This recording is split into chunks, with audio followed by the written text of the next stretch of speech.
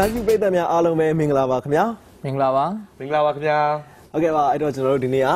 တောက်ကြနေ့ဆိုပေါ့ပေါ့အကြောင်းအရာလေးပေါ့ဟုတ်ကဲ့အဲ့တော့ခုနောက်ပိုင်းမှာဆို social media တွေအရန်ခေတ်စားလာတယ် social media ဆိုတဲ့အခါမှာကျွန်တော်တို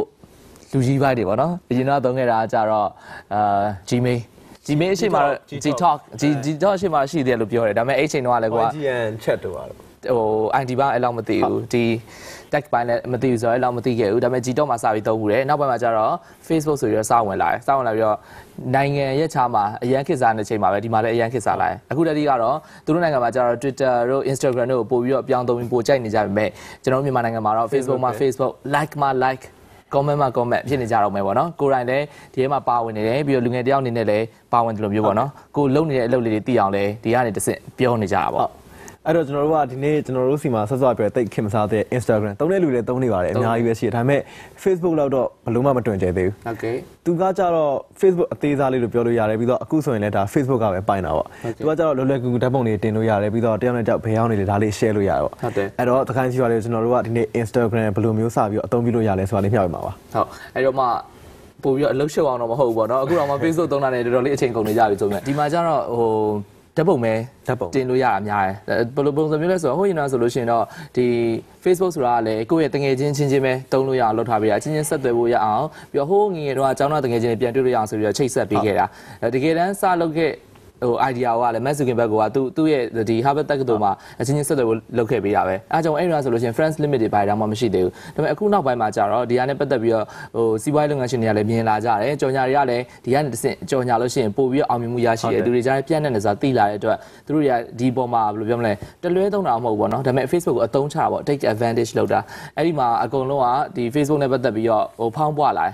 တဲ့လူတွေဆိုလို့ရှိရင်လည်းဟို9000မကောက်ဘူး1000နဲ့2000နဲ့အဲ့လိုဖြစ်လာတယ်အဲ့လိုဖြစ်တဲ့အခါမှာ Facebook ကလည်းသူကလည်းပါးနေတယ်ပေါ့နော်ပါးနေတယ်ဆိုတော့ဒီဘက်မှာရိုးရိုး user ဆိုလို့ရှိရင်9000အနေနဲ့သတ်မှတ်ပေးလိုက်တယ်အဲဒီဘက်မှာကျတော့အဲ့လိုမျိုးစီးပွားရေးတစ်ခုအနေနဲ့သုံးနေတယ်ဆိုလို့ရှိရင် page ဆိုပြီးတော့ထောင်းဝင်ပေးလိုက်တယ်အဲ့တော့အဲ့ page ကကျတော့လေစောစောပြောသလိုမျိုးပဲစီးပွားရေးသမားတွေကစီးပွားရေးအတွက်သုံးချနေတဲ့အတွက် Facebook ကလည်းစီးပွားရေးအတွက်ပြန်တွက်တယ်ဒီပေါ်ကဒီတချို့ page တွေကိုအကုန်လုံးမြင်ရအောင်မလုပ်ပေးဘူးဘယ်လိုပြောမလဲနည်းနည်း user အနေနဲ့သတ်မှတ်ထားဟုတ်တယ် user အနေနဲ့သုံးမယ်ဆိုလို့ရှိရင်တော့ user ရဲ့ post ကို like လုပ်တယ်ဆိုလို့ရှိရင်အကုန်လုံးမြင်ရတယ်အဲ့တော့ like များတယ်သူများတွေကကိုယ့်ရဲ့တင်လိုက်တဲ့ post တွေမြင်ရတယ်ဒါပေမဲ့တစ်ဖက်က page ကကြတော့ like ဘယ်လောက်များသူ့ရဲ့ဒီ limited ပေါ့နော်သတ်မှတ်ထားချက်အတွင်းမှာပဲမြင်ရလုပ်ထားတယ်အဲ့တော့ဒါကိုပိုမြင်ခြင်းတယ်ဆိုလို့ရှိရင်သူကပတ်စံနေပေးပြီးတော့ promote လုပ်လို့ရတယ်လူကြီးဘယ်လောက်အထိကိုသွားခြင်းတယ်ဆိုလို့ရှိရင်ဘယ်လောက်ဒေါ်လာလူကြီးဘယ်လောက်သွားခြင်းတယ်ဆိုရင်ဘယ်လောက်ဒေါ်လာအဲ့လိုမျိုးသတ်မှတ်ထားတဲ့အတွက်ခုနောက်ပိုင်းမှာတော့ပို့ပြီးတော့စီးပွားရေးစံတာပေါ့နော်ပြီးတော့ဟိုဘယ်နိုင်ငံတွေပါခြင်းတယ်ဆိုပြီးတော့တစ်ခါလုံးမှာ share လို့ရတယ်ဒါဆိုရင်ပတ်စံအမောင်တစ်ဖေများသွားပါပေါ့ဒါတော့ Facebook ပေါ့ Facebook ဒါပေမဲ့အဲ့လိုမျိုးပဲပေါ့အခုကလည်း Instagram တော့ဟိုမိတ်ဆွေတငယ်ချင်းမှာပဲစနေတဲ့ဟာဖြစ်တဲ့အတွက်လောလောဆယ်မှာတော့ limit သတ်မှတ်ချက်လည်းမရှိသေးဘူးပေါ့ဒါပေမဲ့စောစောပြောလို့မျိုးတစ်ချိန်မှာတော့ဘယ်လိုဖြစ်လာမလဲမသိဘူးဒါပေမဲ့ Instagram ကိုကျွန်တော်တို့စိတ်ဝင်စားတာတော့ကြာပြီဒါပေမဲ့တကယ်တမ်းဖွင့်ပြခဲ့တာကြတော့တိတ်မကြသေးဘူးတကယ်လည်းတိတ်မသုံးပြဘူး6လ9လလောက်တော့ဖွင့်ပြီးသွားပြီဒါပေမဲ့မသုံးပြဘူးဆိုတော့ဟုတ်လားအဲ့တော့အခုဘယ်လိုသုံးရမလဲဆိုတော့ပြောပြပါပါဘယ်လိုသုံးရမလဲဆိုတော့အခုဆိုရင် Instagram ရှိလားရှိတယ်ဒါပေမဲ့လုံထားကြပြီ8လ9လတော့ရှိတယ်ဒါပေမဲ့ဓာတ်ပုံ3ပုံလာပဲတင်ဘူးပြီးတော့အခုလည်းဓာတ်ပုံလဲလဲပဲမတင်တတ်သေးဘူးဓာတ်ပုံတင်လည်းတကယ်ချင်းမရဘယ်လိုတင်ရလဲသူကမေ့သွားပြန်အောင်ဒါပေမဲ့ဓာတ်ပုံတင်တာကြတော့ Instagram ကပို့လွယ်ဒါပေမဲ့ Instagram ဝင်တဲ့အကြောင်းပြောပြီးမှဒီကိစ္စဆက်ပြောရအောင်အဲ့ဒီတော့ Instagram စပြီးတော့သုံးမယ်ဆိုရင်ထူးမဟုတ်ဘူး Instagram application ကိုစပြီးတော့ download ချရပါမယ်ဒါကတော့ iPhone တွေအတွက်လည်းရှိမယ်ဒီဘက် Android phone တွေအတွက်လည်းရှိမယ် Google မှာသွားပြီးတော့ instagram space downloadဒါဆိုရင်ရှာလိုက်ပြီဆိုရင်ထိတ်ဆုံးကထွက်လာမယ်ပြီးတော့download ချလိုက်မယ်ချပြီးသွားပြီဆိုတာနဲ့သူကကိုယ့်ရဲ့ဖုန်းထဲကိုရောက်လာရင်ကင်မရာပုံစံလေးပြီးတော့ထောင်းမှာဆိုရင်တက်တန်လိုမျိုးရှောင်းစင်လေးအများကြီးပါတယ်ဒါဆိုရင်ကိုယ့်ရဲ့ဖုန်းထဲကို Instagram စပြီးတော့ရောက်သွားပြီဆိုရင်ကိုကဝင်လိုက်ပြီဆိုတာနဲ့ဒါကတော့ထုံးစံအတိုင်းပဲ register လုပ်ရမယ်စာရင်းသွင်းရမယ် sign up လုပ်ရမယ်အဲ့မှာကျွန်တော်တို့ဘာတွေထည့်ရမလဲဆိုတော့ user name တွေထည့်ရမယ် email တွေထည့်ရမယ်ပြီးတော့ password တွေထည့်ရမယ်ဖုန်းနံပါတ်ကတော့ကိုထည့်လိုက်ရမယ်ထည့်လိုက်ရတယ်ပေါ့စပြီးတော့ကိုက sign up လုပ်ပြီးသွားပြီဆိုတာနဲ့ကိုယ့်ရဲ့ဓာတ်ပုံလေးရအောင်စပြီးတော့တင်ရမှာပဲကိုဘယ်သူလဲဆိုတာသိအောင်လို့ကိုဘယ်သူဆိုတာသိအောင်လို့ဆိုတဲ့အထက်မှာ तू ကဒီ Facebook ကပုံပဲပြန်သုံးလားဆိုပြီးမေးတာမျိုးရှိတယ် तू Facebook နဲ့ချိန်ထားတာဆိုတော့ဟုတ်ကဲ့ Twitter နဲ့လည်းချိန်ထားတယ်ဆိုတော့ तू ကကိုယ့်ဘာအသစ်သုံးရဆိုတဲ့အသစ်လေးတင်လိုက်ပေါ့ဒါဆိုရင်ကိုယ့်ရဲ့ဓာတ်ပုံလေးရောက်သွားပြီဒါဆိုတော့ကိုယ့်ရဲ့ account နဲ့ပြီးသွားပြီဆိုမဲ့တကယ်ချင်းမရှိဆိုတော့စပြီးတော့တကယ်ချင်းတွေစအပ်ရမယ် Facebook မှာဆိုရင်တော့တကယ်ချင်းဆိုတာအပ်တာပေါ့နော်ဆော့လိုပဲ limit ရှိတယ်9000ရှိတယ်ဒီမှာကျတော့ तू က follow လုပ်တယ်ဆိုတဲ့အထက်မှာ तू ကFacebook account ထဲမှာရှိသမျှတငယ်ချင်းတွေအကုန်လုံး follow လုပ်မလားပေါ့ ချိတ်ထားဆိုတော့ Twitter account တွေကရှိသမျှတကယ်ချင်းတွေအကုန်လုံး follow လုပ်မလားပေါ့အဲ့ဒါမလုပ်တာကောင်းတယ်ကျွန်တော်ဆိုလှုပ်ရှားလိုက်တဲ့အချိန်မှာဝေါ်ဆိုပြီးတော့ Facebook ရှိသမျှ friend တွေအကုန်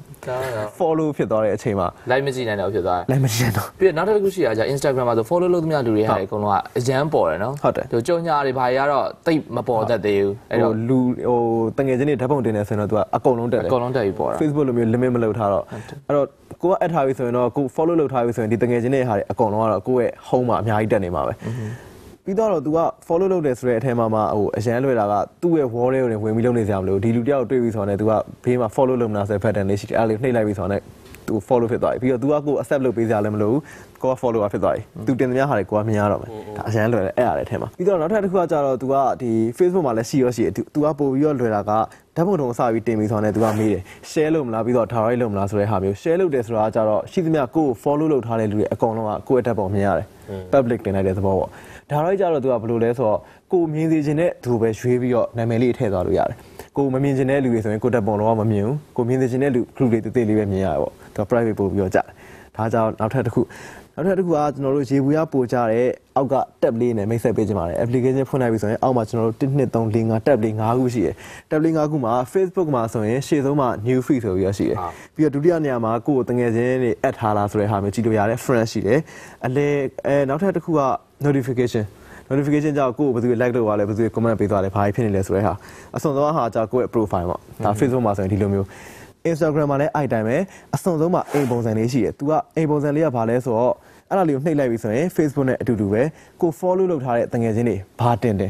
ဒီမှာမြင်ရတယ်ဒါကြောင့်ပထမဆုံးထိတ်ဆုံးအိမ်ပုံစံလေးနောက်ထပ်တစ်ခုကကြတော့အရင်တော့ကျဲပုံစံလေးဒါပေမဲ့အခုမှန် blue ပုံစံလေးပြောင်းသွားပြီ तू ကကြောင့်ဘာလဲဆိုတော့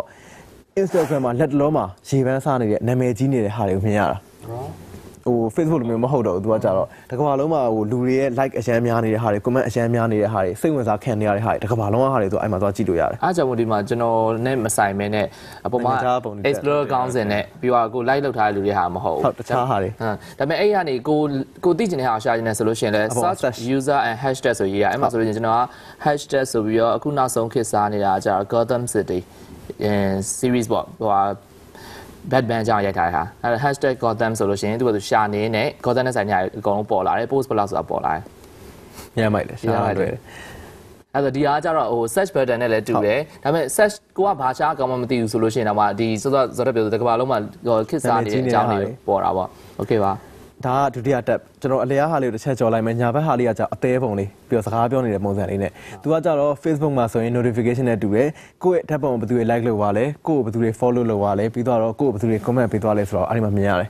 အဲ့မှာသူက number လေးနဲ့ပေါ်နံပါတ်1တို့2တို့ Facebook တိုင်းပဲအဲ့ဒါလေးဝင်လိုက်ပြီဆိုရင်သူက notification လေးရှိတယ်ဘယ်သူက like လုပ်သွားတယ်ဘယ်သူက comment ပေးသွားတယ်ဘယ်သူကကို follow လုပ်သွားတယ်အဲ့ဒါလေးကိုထောက်လိုက်ပြီဆိုရင်တော့ကိုယ့်ရဲ့သူတို့ like လုပ်သွားတဲ့ tab ပုံတွေကိုရောက်သွားဒါလည်းလွယ်သေးတယ်ဒါကြောင့်သူများကို like လုပ်တာပေါ့ကိုကသူများကို like လုပ်ချင်ကြတော့လွယ်တယ်ဆောစောကကျွန်တော်ပြောတဲ့ home button home အစွန်ဆုံးဟာလေးကိုနှိပ်လိုက်ပြီဆိုရင်ကို follow လုပ်ထားတဲ့တငယ်ချင်းတွေအများကြီးဓာတ်ပုံတွေပေါ်လာတယ်ပေါ်လာတဲ့ဟာကိုကအဲ့ဒါလေးကြိုက်တယ်ဆိုရင်ဓာတ်ပုံတွေထောက်လိုက်အောင်မယ်ဓာတ်ပုံတွေထောက်လိုက်တာနဲ့သူကအသေးပုံလေးပေါ်သွားတယ်အဲ့ဒါ like ပေါ့နော် Facebook မှာသူလက်မလေးဒီမှာကျအသေးလေးပေါ့အသေးလေးတုံးတက်သွားတယ်တကယ်လို့ဓာတ်ပုံကိုမထောက်ချင်ဆိုရင်လည်းအောက်ဘယ်ဘက်ထောင်လေးမှာအသေးပုံလေးရပြီးတော့ comment ဆိုတဲ့ဟာလေးရရှိတယ်အသေးလေးကိုထားလိုက်ပြီဆိုရင်တော့ကိုက like လုပ်လိုက်တာ comment ကိုနှိပ်လိုက်ပြီဆိုရင်တော့ထုံးစံတိုင်းပဲကိုကတစ်ခုရေးခဲ့လို့ရတယ်ပေါ့ဒါlike လုပ်လို့ရှိလို့ရှိရင်စောစောလိုပြောသလိုမျိုးအောက်ကicon လေးနှိပ်စရာလိုပဲနဲ့ဒီဓာတ်ပုံလေးကိုတပတ်တက်ထားပါအသေးပုံလေးပေါ်ပါဒါပေမဲ့သူ့ရဲ့ဟိုကမကောင်းတာတစ်ခုကတော့သူကဓာတ်ပုံတွေပါ download ချလို့မရဘူးဟုတ်တယ်အဲ့ဒါဓာတ်ပုံအကျယ်လဲထည့်လို့မရဘူး zoom ထည့်လို့မရဘူးသူထောက်လိုက်ပြီဆိုတော့ like ဖြစ်သွားလေတခါလေကိုက Facebook နဲ့မှားပြီးတော့ဟိုအနီးကကြည့်ရင်နှစ်ချက်ထောက်လိုက်တယ်ထောက်ဆိုပြီးတော့ဒါပေမဲ့သူကကြီးမလား like ဖြစ်သွားတယ်ကိုရမ်းစိတ်ဝင်စားလို့ဘလို့မှနောက်တော့ screen shot နေတာပါရတစ်ဖက်ကပြောမယ်ဆိုလို့ရှိရင်တော့ဒါကလည်းကောင်းချက်တစ်ခုပေါ့နော်ဒီပေါ်ကနေ privacy ရှိရပေါ့ပြောရမယ်ဆိုလို့ရှိရင်တော့တကယ်လို့သူက screenshot ဖမ်းပြီးတော့ဒီဟာပြန်ပြီး edit လုပ်လိုက်မယ်ဆိုရင်တော့ပုံကသူ့ site အတိုင်းပေါ်တဲ့အတိုင်းအသေးစားလေးပဲရမယ်ဆိုတော့လိုမျိုးFacebook တွေဘက်မှာကျတော့ကိုက quality ကောင်းကောင်းနဲ့တင် quality ကောင်းကောင်းနဲ့ရတယ်အဲ့တော့ဒီအတိုင်း save လုပ်လိုက်မယ်ဆိုလို့ရှိရင်ကိုယ့်ပေါ်ကိုနေရာတကာမှာပြန်ပြီးအသုံးချလို့ရမျိုးဖြစ်လာနိုင်တာပေါ့နော်ဟုတ်အဲ့တော့ဒါကကျွန်တော်တို့အသေးပုံ tab လေးပေါ့နော်ညာဘက်အစွန်ဆုံးကကြတော့ကိုယ့်ရဲ့ profile ကိုသွားတဲ့ tab ကိုယ့်ရဲ့ profile ကိုသွားလိုက်ပြီဆိုရင်ဒီမှာကျွန်တော်တို့အပေါ်ဆုံးမှာကိုယ့်ရဲ့ user name ရှိမယ်ကျွန်တော်ဆိုရင် Southhead.channel 7ပေါ့ပြီးတော့အောက်မှာကိုက post ဘယ်နှခုတင်ထားလဲပြီးတော့ဘယ်နှယောက်ကို follow လုပ်နေလဲကိုကဘယ်နှယောက်ကို follow လုပ်နေလဲ level လေးနဲ့မြင်ရတယ်အဲ့ဒီမှာမှ follower ကို follower လုံးကို follower လုံးတဲ့လူတွေသိကျင်တယ်ဆိုရင် follower လေးကိုနှိပ်လိုက်အောင်ပဲအဲဆိုရင်ကို follower လုံးတဲ့လူတွေအကုန်လုံးကြာလာမယ်ပြီးတော့ following နဲ့ထုံးတဲ့အတိုင်းပဲကိုဘယ်သူတွေ following လုံးနေလဲအဲ့ဒါလေးကိုနှိပ်လိုက်ရင်ကို following လုံးတဲ့လူတွေပေါ်လာမယ်အဲ့ဒါမှ following ဆက်ပြီးတော့မလုပ်ချင်တော့ဘူးဆိုရင်ညာဘက်မှာ tab လေးရှိတယ်အဲ့အမှန်ချင်လေးကိုကလေးလေးနှိပ်လိုက်တာနဲ့ तू ကပြန်ပြီးတော့အနီလေးပြောင်းသွားစိတ်လေးအပေါင်းပုံစံလေးဖြစ်သွားအပေါင်းပုံစံလေးဖြစ်သွားရင်ဒါ तू ကို follow မလုပ်တော့တာအရန်ကိုလွယ်ပြီးတော့မြန်တယ်ချက်ချင်း unfriend လုပ်ရှင်သိမြန်တာပြီးတော့ပြီဆိုလို့ရှိရင်ဒီလိုမျိုး social media တွေသုံးကြတယ်website တွေပေါ့နော် dating website ပဲဖြစ်ဖြစ် social website ဖြစ်ဖြစ်သုံးမယ်ဆိုလို့ရှိရင်ကိုယ့်ရဲ့ profile ကအရေးကြီးဆုံးပဲကိုယ့် profile စိတ်ဝင်စားဖို့ကောင်းလေလေကိုယ့်မှာ friends တွေများလေလေဒီလိုဆိုလို့ရှိရင်ဘယ် friends တွေကကိုယ့်အတွက်တကယ်တကယ်ချင်းဖြစ်လာမယ်ဆိုတာကိုမသိနိုင်ဆိုတော့ဒီလိုနည်းတွေကရွေးချယ်ရမှာရွေးချယ်မယ်ဆိုတော့အဲ့လိုမျိုးကိုယ့်ရဲ့ profile ကိုရေးချင်တယ်ဆိုလို့ရှိရင်စောစောပြောတဲ့ post to following လို့ဆိုတဲ့အပေါ်ဘက်ထောက်ကဟာလေးကနေ edit your profile ဆိုတာရှိရယ်အဲ့မှာဖွင့်လိုက်မယ်ဆိုလို့ရှိရင် edit profile ပေါ့ဒီမှာဆိုလို့ရှိရင်အပေါ်ဆုံးမှာနာမည်အဲဆိုလို့ရှိရင်ကိုယ့်နာမည်ကိုသုံးချင်တဲ့နာမည်ပေါ့နော် user name လို့လည်းခေါ်တယ် login name လို့လည်းခေါ်လို့ရတယ်နေတာပေါ့ကျွန်တော်ဆိုလို့ရှိရင်ထားလိုက်တယ်ပြီးသွားဆိုလို့ရှိရင်အောက်မှာကိုပုံမှာတကယ်ပေါ်မဲ့နာမည်ကကြတော့ nether 0027 ပေါ့ပြီးသွား website ကိုမှာ website ရှင် website ထည့်လို့ရတယ်ပြီးမှကြတော့ edit ဆိုတဲ့နေရာမှာအဝိုင်းလေးရှိရယ်အဲ့တော့ဒါက Facebook လောက်တော့မကြည့်ဘူးပေါ့ဒါပေမဲ့အဲ့မှာပုံလေးပေါ်မယ်အဲ့မှာကိုပုံလေးကိုထည့်ပြီးသွားလို့ရှိရင်ကြိုက်တယ်လို့အဲ့မှာedit လုပ်လို့ရတယ်အဲ့တော့အဲ့ရလေးကိုချုပ်မလားချဲ့မလားအဲ့လိုမျိုးလုပ်လို့ရတယ်ပြီးသွားရင်အောက်ထပ်မှာကျတော့ကိုယ့်ရဲ့ description ပေါ့ကိုယ့်အကြောင်းလေးပြောပြမှာဒီမှာဆိုလို့ရှိရင်ကျွန်တော်ဆို TV personality at channel 7လို့ရေးရတယ် at doctor လို့ရေးရတယ် at dreamer လို့ရေးရတယ် at nan bullshit ပေါ့ဒီမှာကျတော့ကိုရေးချင်တာရေးလို့ရတယ်ပြိတ္တကိုဒီဟာနဲ့အတူတူ Instagram သုံးမဲ့လူတွေကဒီမှာတွေ့မှာပေါ့နော်ကိုအကြောင်းတူတူလေးနဲ့လည်းတည်သွားအောင်ပေါ့ဒါပေမဲ့ကျွန်တော်ကတော့ရှေ့ရှေ့ပဲရေးတတ်တော့ဗောနော်ပြီးတော့အောက်မှာ password မှာဆိုရင်ကိုစောစောစ login လုပ်တော့register လုပ်တော့သုံးထားတဲ့ password ရှိတယ်ဒါပေမဲ့ဒါကိုလည်း change password ဆိုပြီးပြန်ပြောင်းလို့ရတယ်ပြီးတော့အောက်မှာ Gmail ထည့်လို့ရတယ်ဖုန်းကဆော့ထည့်ပြောလို့ပဲထည့်လိုက်ရမထည့်လိုက်ရတယ်ကိုကအမှ male female ဆိုတဲ့ gender ကိုထည့်လိုက်ရတယ်အဲ့မှာအောက်ဆုံးကတစ်ချက်ကကျတော့ post private တဲ့အဲ့ဒီဟာလေးကိုနှိပ်လိုက်မယ်ဆိုလို့ရှိရင်ကိုတင်တဲ့ post တွေကကိုအတွက်ပဲဖြစ်သွားလိမ့်မယ်အဲ့တော့တစ်ခါကြာလို့ရှိရင်တော့ကျွန်တော်ကိုဒီ Facebook ပေါ်မှာပြန်ဖတ်ဖို့ဆိုပြီး remind လုပ်တဲ့ဟာလေးရှိရဆိုရင်ကျွန်တော် share လုပ်ပြီးတော့ဒါကို private ပြလိုက်တယ်လို့မျိုးပဲပေါ့ဒီမှာဆိုလို့ရှိရင်လေကိုယ့်ဓာတ်ပုံတွေကို private အနေနဲ့ပဲတင်နေတယ်ဆိုလို့ရှိရင်အဲ့ဒါလေးနှိပ်လိုက်ရင်အကုန်လုံး post private ဖြစ်သွားမှာပေါ့မတွေ့တော့ဘယ်သူမှမတွေ့တော့ဒါပေမဲ့တကယ်တမ်းကျတော့ Instagram သုံးနေဆိုတာကိုယ့်ရဲ့တငယ်ချင်းတွေကြားပို့ပြီးတော့communication ကောင်းလာအောင်လို့အချင်းချင်းမတွေ့ပြရင်တော့မှအမြဲတမ်းနီးစပ်နေအောင်လို့သုံးတာဆိုတော့အခုကတော့ post က private မဟုတ်ဘူးပေါ့နော်ဖွင့်ထားပေးတာပေါ့ဟုတ်အဲ့တော့ဒါကျွန်တော်တို့ profile လေးပေါ့ profile ဝင်လိုက်ပြီဆိုရင်လည်းကိုတင်ထားတဲ့ဓာတ်ပုံတွေကိုမြင်ရမယ်။ तू က Facebook နဲ့မတူတာကြတော့အဲ့လို status တင်လို့မရဘူး။ကိုယ်ခဏချက်စာတွေပါရေးတင်လို့မရဘူး။ तू ကဓာတ်ပုံတည်တတ်မယ်။ စောစောပြောသလိုပဲ Facebook အသေးသားလေးပေါ့။အဲ့တော့ကိုကနောက်ဆုံးအရေးကြီးတာဓာတ်ပုံပဲတင်လို့ရဆိုဓာတ်ပုံတင်ပြီးပေါ့။ဓာတ်ပုံတင်မယ်ဆိုရင်အလဲဆုံးမှာကျွန်တော်တို့စောစော tab လေးပါ9ခုထဲမှာအလဲအားဟာလေးကင်မရာပုံစံလေးအဲ့လိုနှိပ်လိုက်ပြီဆိုတော့ तू ကကင်မရာပွင့်သွားချက်ချင်းကင်မရာပွင့်သွားပြီဆိုတော့ကိုကတခုကိုမြင်တာနဲ့ချက်ချင်း Instagram သုံးနေနဲ့ဓာတ်ပုံရိုက်လိုက်တယ်ရိုက်ပြန်တယ်ချက်ချင်းသူကပြန် share လိုက်လို့ရတယ်ဟုတ်လားပြီးတော့အဲ့ထက်ပို့ပြီးတော့ Miter သူကဓာတ်ပုံကျွန်တော်ရိုက်လိုက်ပြီဓာတ်ပုံရိုက်လိုက်ပြီဆိုတော့ तू ကအောက်မှာတခါလေ edit button လေးပေါ်လာတယ်အဲ့ edit ထဲမှာအများကြီးရှိတယ် color ချိန်နဲ့ edit button ရှိတယ်ပြီးတော့အလင်းအမှောင်ရှိတယ်ပြီးတော့နောက်ဆုံးကျွန်တော်တို့ဓာတ်ပုံကိုဘယ်လိုလှည့်ချင်တာလဲစောင်းလေးလားဟိုစောင်းလေးတော့မှနည်းနည်းလေးပဲစောင်းပါလားအများကြီးစောင်းပါလားဘယ်ဘက်စောင်းပါလားညာဘက်စောင်းပါလားပြီးတော့အလင်းအမှောင်ချိန်လို့ရတယ်အလင်းအမှောင်ထဲမှာ brightness တွေရော contrast တွေရောပြီးတော့ကျွန်တော်တို့အဝါဘက်သွားမလားအပြာဘက်သွားမလားနောက်ဆုံးဟိုတခြားနေရာမှာ edit လုပ်ရတဲ့ blur ပေါ့နော်ဟိုဘေးနားလေးဝါးသွားတဲ့ဟာမျိုးဝါးရတော့မှအလုံးပုံစံလေးဝါးမှလားအရှည်လိုက်လေးဝါးမှလားသူအထဲမှာနေတော့ edit တွေပါပြီးသားဆိုတော့အကျမ်းမိုက်တယ်ပြီးတော့ Facebook မှာလည်းဒါမျိုးတော့ရှိရယ် Facebook မှာဒီ photo ရိုက်ပြီးသွားပြီဆိုလို့ရှိရင်ပြောင်း color ပြောင်းလို့ရတဲ့ဟာလေးတော့အများကြီးရှိတယ်ဒါပေမဲ့အဲ့ဒါ၄၅ခုပဲရှိရယ်ပေါ့နော်ဒါပေမဲ့ဒီမှာကျတော့ပို့ပြီးတော့ဒီထက်ပိုများတယ်ပြီးတော့ဒီက color တွေကလည်းပို့ပြီးတော့ဘယ်လိုပြောမလဲuser friendly ဖြစ်တယ်ပေါ့ဟို user တွေကြိုက်တဲ့ပုံစံမျိုးတွေကြိုက်တဲ့ပုံစံတွေဟိုမှာဆိုလို့ရှိရင် early bird ဆိုလို့ရှိရင်ဟိုမနက်ပိုင်း color မျိုးဝေဝါးလေးဖြစ်အောင်လုပ်ထားတယ်ဒါမှမဟုတ် check set ဆိုလို့ရှိရင်လည်းသူတို့ကနေပူတယ်ဆိုတော့ဟိုနေရောင်ပေါ့နော်ပြီးတော့ toaster ဆိုလို့ရှိရင်ဒါပေါင်မုတ်တွေကိုမိခင်နဲ့ဆက်လိုမျိုးလုံးဝအရန်หนีသွားတဲ့ပုံစံမျိုးပြီးတော့ cool တို့ hot တို့အဲ့လိုမျိုးအများကြီးရှိတယ်အပြင်တခြား application ထပ်မလို့ပေါ့နော်ဥပမာဆို photo one တို့ဘာလို့အဲ့လို application ထပ်မလို့ပဲနဲ့အခုချက်ချင်းရအခုချက်ချင်းကိုယ့်ဘာကိုပုံစံစိတ်ကြိုက်ပြောင်းလို့ရတယ် black and white လုပ်လို့လည်းရတယ်ရှေးဟောင်းပုံစံလုပ်လည်းရတယ် retro တွေလည်းအများကြီးပါတယ်ဟုတ်ကဲ့ဒါကကြတော့ကိုကအခုချက်ချင်းရိုက်ပြီးတင်တာပေါ့အခုချက်ချင်းရိုက်ပြီးတင်တာမဟုတ်ဘဲနဲ့ကိုမှရှိတဲ့ပုံပဲတင်နေတယ်ဆိုရင်ဆော့ကင်မရာလေးကိုဝင်ပြီးသွားရင်ဘယ်ဘက်နားမှာဓာတ်ပုံပုံစံလေးရှိတယ်ကိုယ့်ရဲ့ gallery ရဓာတ်ပုံလေးအဲ့ဒါလေးကိုနှိပ်လိုက်ပြီးဆိုတာနဲ့ကိုယ့်ရဲ့ဖုန်းထဲကဓာတ်ပုံလေးအောက်မှာအများကြီးပေါ်လာဟုတ်လားဟုတ်တယ်အဲ့ဘက်ကဟာလေးပြီးတော့မှဓာတ်ပုံရွေးပြီးသွားရင်အဲ့မှာကိုလိုချင်တဲ့အနေအထားလေးကိုချိန်ပြီးသွားရင် next ကိုနှိပ်လိုက် next ကိုနှိပ်ပြီးသွားရင်ဆိုရင်ဆော့လိုပဲ ကိုယ့်ရဲ့ရှိရဲ့ဓာတ်ပုံမှာ edit ထပ်လုပ်လို့ရသေးတယ်ဆိုတော့ edit တွေပေါ်လာမယ်ပြီးရင် next ကိုထပ်နှိပ် next ကိုနှိပ်ပြီးသွားမှနောက်ဆုံးကိုတင်တော့မယ်ဆိုရင်အပေါ်မှာ write a caption ဆိုတာရှိတယ် write a caption ကကြတော့ကိုယ့်ရဲ့ဒီဓာတ်ပုံနဲ့ပတ်သက်တဲ့အကြောင်းအရာလေးရေးလို့ရပါပေါ့ရေးရထားမှာ तू ကဟိုတကယ်ချင်းနေရှားတာပို့ပြီးတော့လွယ်သွားအောင် hash လေးရှိရနေခံရေးတာအဲ့ဒါအကြိုက်ဆုံးပဲ Instagram hashtag ကိုအကြိုက်ဆုံးပဲအဲ့ဒါကြောင့်အခု Facebook မှာတော့အဲ့ဟာယူပြီးသုံးပြနေတာဟုတ်ဘာလို့လဲဆိုတော့ Facebook မှာယူသုံးလိုက်မယ်ဆိုလို့ရှိရင်လေဟိုဘက်ကဟာပါပေါ်တယ်အဲ့ hashtag ကိုနှိပ်လိုက်တာနဲ့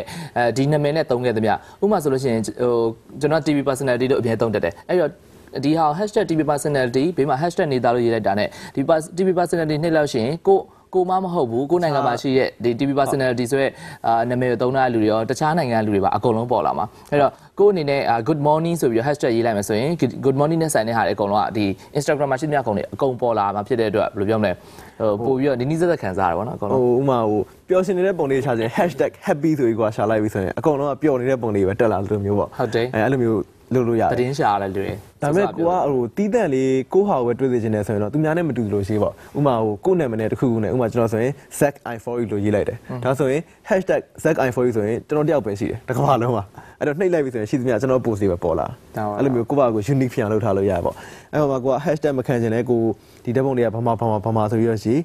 ပြီးသွားရင်အောက်မှာ Facebook တိုင်းပဲသူကတစ်ခါရဲ tag ပြီးပဲဆိုတာပါပြီးသားအဲ့မှာ tag ထဲမှာဒီဓာတ်ပုံတွေမှာပါတဲ့သူတွေကို tag လုပ်ပြီးသွားရင်အောက်မှာ name this location ကိုဘာမှရိုက်ခဲ့လဲ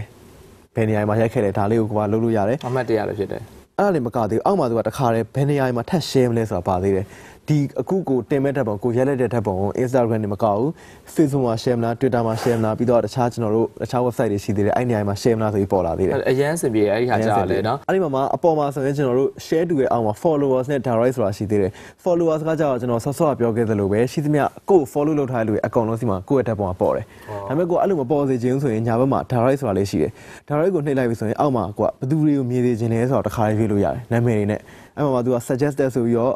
ကိုသူ့ဘာလို့ suggest လုပ်ပေးတာရှိတယ်ကိုဘာသာတီးတန့်ဆိုရင်လည်း search ရှိသေးတယ်အဲ့ search မှာကိုဆုံးကြီးကိုမြင်နေခြင်းနဲ့ဆိုရင်နေသားလို့ရလိုက်သူ့နာမည်ပေါ်လာမယ်သူအမှန်လေးချက်လိုက်မယ်ဒါဆိုရင်သူတယောက်ပဲမြင်ရမယ်ဒါဆို direct ပေါ့နော်ဓာတ်ပုံတင်တာလည်းအရန်ကိုအဆင်ပြေလွယ်ကူပါတယ်ဟုတ်အဲ့တော့တခြား Instagram နဲ့ပတ်သက်ပြီးတော့သိစရာတွေကလည်းအများကြီးရှိသေးတယ်ကျွန်တော်တို့ကလည်းအခုမှစပြီးတော့ရှာတော့မယ်ပေါ့နော်ပြီးတော့ Instagram နဲ့ပတ်သက်ပြီးတော့ကိုယ်ကြိုက်တဲ့အချက်တွေမကြိုက်တဲ့အချက်တွေလည်းရှိသေးတယ်ဆိုတော့နောက်တစ်နေ့မှာတော့ဆက်ပြောအောင်မယ်အဲ့တော့စောစောကျွန်တော်ပြောတဲ့ဒီဓာတ်ပုံတင်တဲ့ဟာလေးကိုလည်းအခုအရင်လက်တွေ့ကျွန်တော်တကယ်ရင်တော့ဆမ်းပြီးတော့သုံးကြည့်ပါမယ်ပြီးသွားပြီဆိုလို့ရှိရင်ကျွန်တော်တို့ရဲ့ဒီ Instagram page တွေမှာလည်းတင်လိုက်မယ်ပေါ့နော်အဲ့တော့ကိုယ်တိုင်လည်းတကယ် Instagram ရှိရဆိုလို့ရှိရင်စမ်းသုံးကြည့်လို့ရပါပေါ့ကျွန်တော် Instagram page ကကြတော့ nathan0027ကျွန်တော်က socket.channel 7ဟုတ်ကဲ့ကျွန်တော်ကတော့ Prisoner ဆိုတုံးလေးဆိုပြီးတော့ရှာလိုက်ရပါတယ်ဗျအဲ့ဒါဆိုလို့ရှိရင်ကျွန်တော်အခုခဏလေးနားပါမယ်ခဏလေးကြာလို့ရှိရင်တော့ကျွန်တော်ရဲ့ The Guns ပြရပြပို့ရတဲ့စာရင်းနဲ့တချင်းတွေရွေးပေးဖို့ပြန်လာခဲ့ပါမယ်ခင်ဗျ